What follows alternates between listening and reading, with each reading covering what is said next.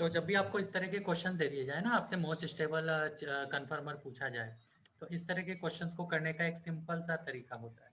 क्या करो, आप सबसे पहले देख लो कि उसमें सिस और ट्रांस क्या है। जैसे कि ये जो मिथाइल है और ये जो मिथाइल है, ये आपका ट्रांस पोजीशन है। ठीक है, आपको किसी एक से पकड़ना है और उससे आगे बढ़ना है। और इस मिथाइल को, जैसे मैंने इस, और ये जो टर्शियरी ब्यूटाइल है, ये सिस पोजीशन है। अब हमें पता है कि मोस्ट स्टेबल फॉर्म जो भी होता है, आप सबसे पहले क्या करो, उसका साइक्लोहेक्सेन फॉर्म बना दो। ये एक बेसिक अप्रोच है इस तरह के क्वेश्चंस को सॉल्व करने की। ठीक है, ताकि कोई कंफ्यूजन ही नहीं है। और जो सबसे बल्कि ग्रुप है ना, उसको 1 नंबरिंग दो। तो लेट्स से टर्शियरी ब्यूटाइल यहाँ आपने 1 नंबरिंग दी, और ये कार्बन हमारा 1 है, तो इस पे जो सबसे बल्कि ग्रुप है उसको तो इक्वेटोरियल पोजीशन पे डालेंगे। तो ये हमारा इक्वेटोरियल पोजीशन पे आ गया टर्शियरी ब्यूटाइल। ठीक, यहाँ तक कोई डाउट नहीं। नहीं। अब जाओ 1, फिर ये हो गया 2, ये हो गया 3, है ना। 1 और 3 पे तो हम नंबरिंग देते हैं। तो 1, ये 2 है, और ये वाला 3 हो गया, नंबरिंग दे दो। तो 1 और 3 क्या है, सिस है या ट्रांस है? तो अगर हम ध्यान से देखेंगे तो 1 और 3 के बीच में जो रिलेशन है वो ट्रांस है। तो 1 और 3 पे ट्रांस होना चाहिए। अगर ये बॉन्ड ऊपर जा रहा है तो 3 का जो बॉन्ड है, देखो ये वाला बॉन्ड होता है इक्वेटोरियल, और ये वाला बॉन्ड होता है एक्सियल, है ना।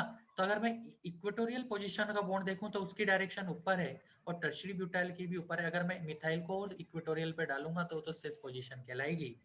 तो अब मुझे तो ट्रांस पे डालना है, तो और टर्शियरी ब्यूटाइल का बॉन्ड ऊपर की तरफ है, तो मुझे उसके कहाँ पे डालना पड़ेगा, एक्सियल वाले बॉन्ड पे डालना पड़ेगा इस मिथाइल को, तब जाके ये ट्रांस बनेंगे।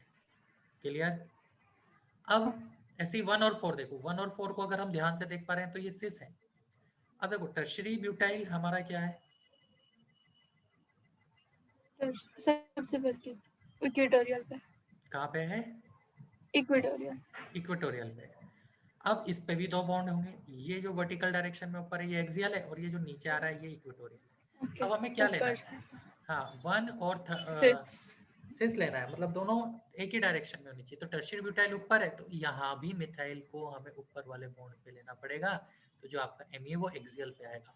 तो देखो, देखने पे ऐसा लग रहा है इन चारों ऑप्शन में कि ए मोस्ट स्टेबल होना चाहिए था, क्योंकि तीनों बल्कि ग्रुप कहाँ आ गए, इक्वेटोरियल। इक्वेटोरियल पे आ गए। लेकिन अब उसने क्या किया, उसने वेज और डैश में, अगर इसकी जगह क्वेश्चन ऐसा होता अच्छा।